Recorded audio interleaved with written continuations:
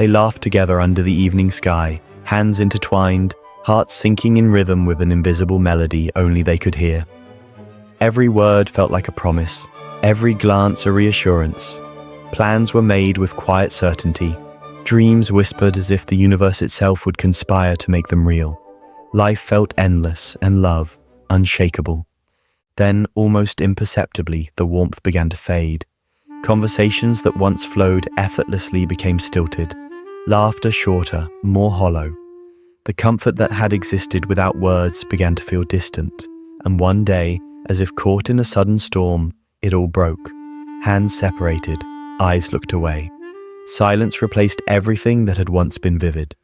In the aftermath, the world continued as usual. Streets remained busy, sunlight kept spilling over rooftops, clocks ticked without hesitation.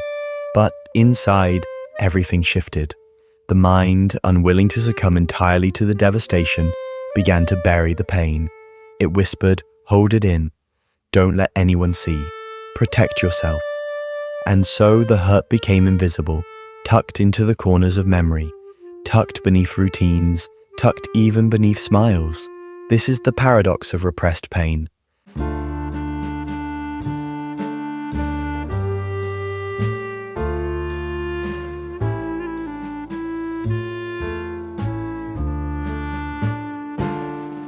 Outwardly, life appears normal. The person may get up, go to work, socialize, even laugh again. But inwardly, the emotional landscape has changed forever. Every memory becomes a subtle weight, every reminder a quiet ache. And psychology tells us that repressing these feelings is not weakness.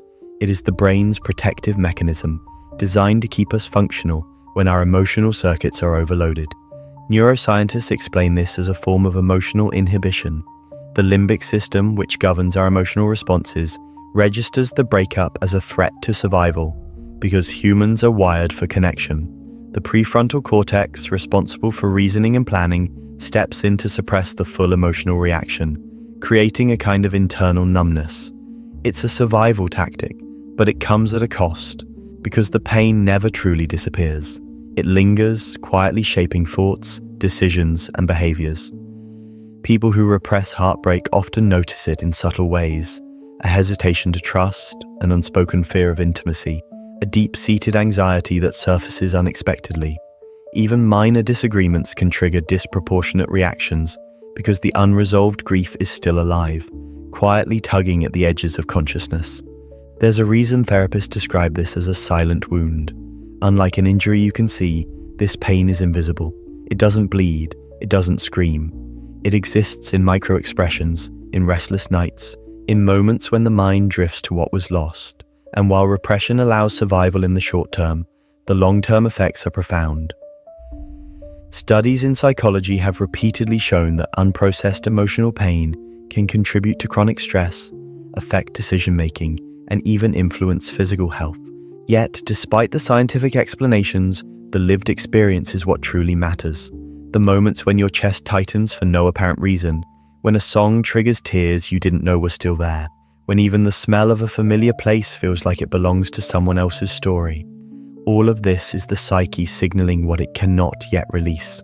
And the heartbreak itself is not linear. It does not diminish gradually in a neat, predictable slope. Instead, it comes in waves. Some days it feels distant, almost manageable. Other days it returns with the sudden force of a storm you thought had passed, leaving you questioning whether the rupture ever really healed. This cyclical nature is part of what makes repressed pain so insidious. Because when you deny the emotion, you also deny the opportunity to understand it, to integrate it, and ultimately to release it. Psychologists call this a form of emotional avoidance. Avoidance may feel like strength. It allows someone to function at work, maintain friendships, even start new relationships. But beneath that veneer, the unresolved pain quietly dictates behavior. People might find themselves drawn to familiar patterns of heartbreak, repeating cycles of unfulfilling relationships, or self-sabotaging emotional connections, without fully realizing why. Interestingly, there is a neurological explanation for why repressed heartbreak lingers so persistently. The amygdala, the part of the brain that processes fear and emotional salience, becomes hyperactive after emotionally traumatic events. Meanwhile, the hippocampus, which encodes memories, works to file away the emotional context. But when emotions are actively suppressed, the neural circuits remain partially active, keeping the experience alive in fragmented form.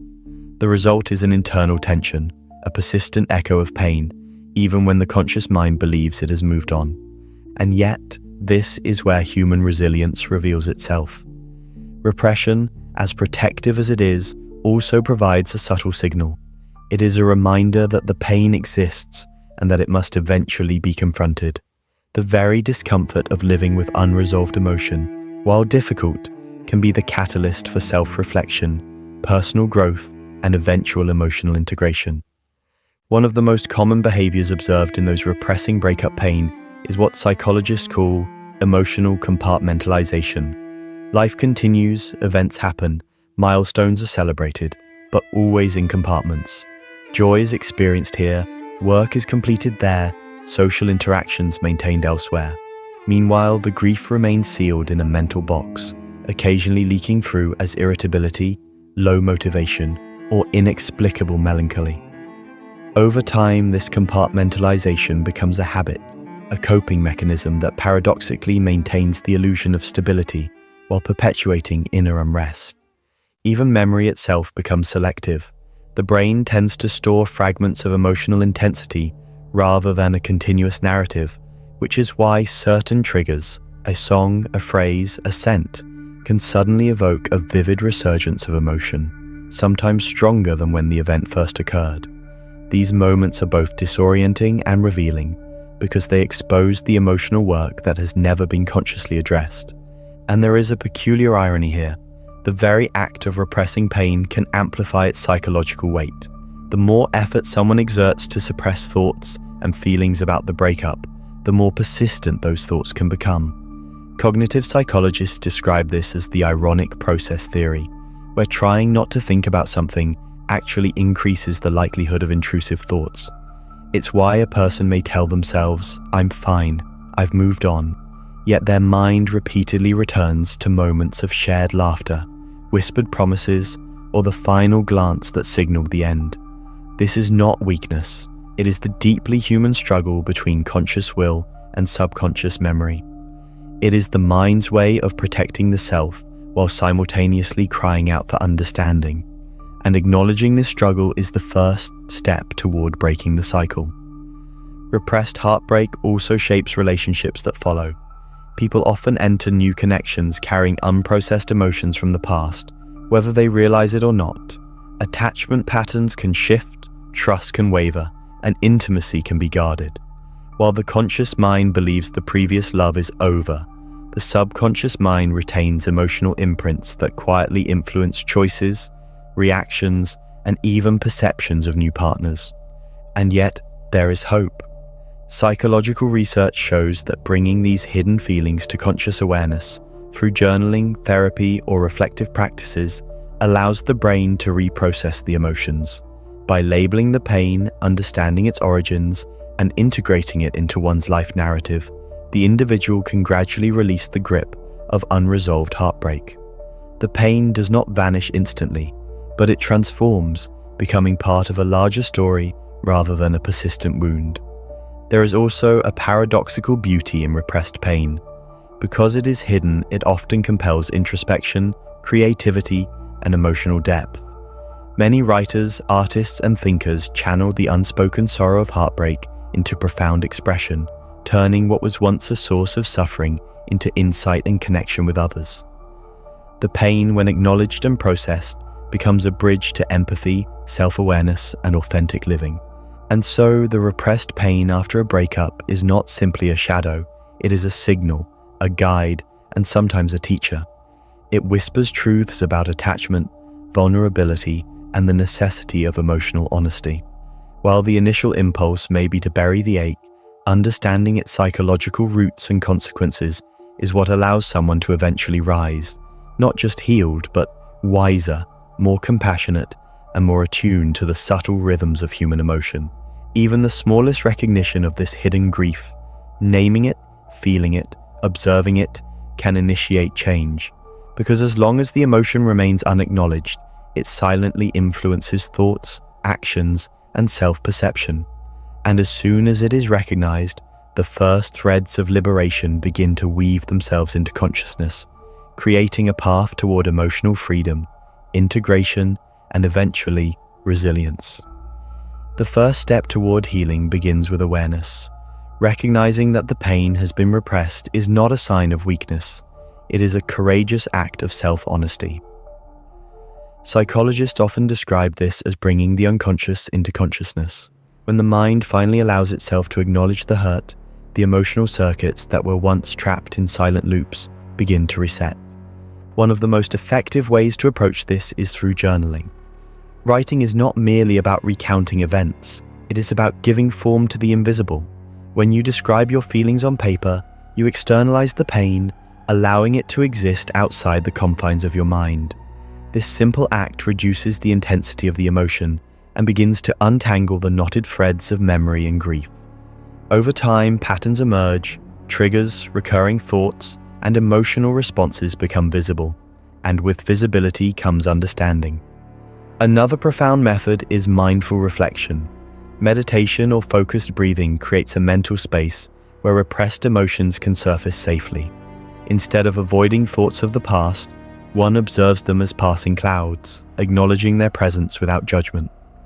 Neuroscientific studies suggest that mindfulness strengthens the prefrontal cortex ability to regulate emotional responses from the amygdala, effectively giving the mind more control over the intensity of repressed pain. It is also important to understand the role of social support. Humans are inherently social creatures, and connection is a natural pathway to processing emotion. Sharing experiences with trusted friends or seeking therapy provides validation, perspective, and empathy. It is not about seeking pity, it is about creating a mirror in which the emotional truth can reflect safely. Acknowledgement by others often accelerates emotional integration, helping the mind reconcile the loss with reality. Yet even with all the strategies in place, repressed pain does not vanish overnight. It moves slowly, like sunlight penetrating a dense forest. There are moments when a memory resurfaces unexpectedly, a song, a scent, or even the turn of a familiar street, and the ache returns. This is not regression. It is the mind reminding you that healing is non-linear. True recovery is a process, not an event, and it requires patience, compassion, and self-forgiveness. Interestingly, studies in attachment theory reveal why some people struggle more than others. Individuals with secure attachment styles tend to process emotional loss more efficiently, integrating the experience into their life narrative. In contrast, those with anxious or avoidant attachment patterns may either hold on to grief excessively or suppress it for longer periods. Understanding your attachment style can provide insights into why certain breakups feel unbearable or why the pain persists silently. There is also a fascinating intersection between heartbreak and creativity. Many people who have endured repressed pain channel their experiences into expressive outlets: painting, writing, music, or even entrepreneurship. The suppressed emotions act as a catalyst for introspection, producing depth and resonance in work that touches others. In a way, the mind converts the weight of grief into fuel for growth, creating meaning from what initially seemed meaningless. Repression, though protective, can also serve as a mirror for self-exploration. Why did the heartbreak resonate so deeply? What unmet needs or vulnerabilities did it expose? When explored safely, these questions reveal aspects of identity, values, and emotional patterns that often remain hidden in everyday life. The breakup, while painful, becomes a lens through which self-understanding and emotional sophistication can develop. Even the physiological impact of repressed pain is notable. Chronic stress from unresolved heartbreak can subtly affect sleep, appetite, and even immune function. The body remembers what the mind attempts to forget. Heart rate variability, cortisol levels, and other biological markers have all been linked to prolonged emotional suppression. This underscores the importance of addressing repressed pain not only for mental clarity, but for holistic health. But there is a key truth that offers solace. The mind's ability to heal is remarkable.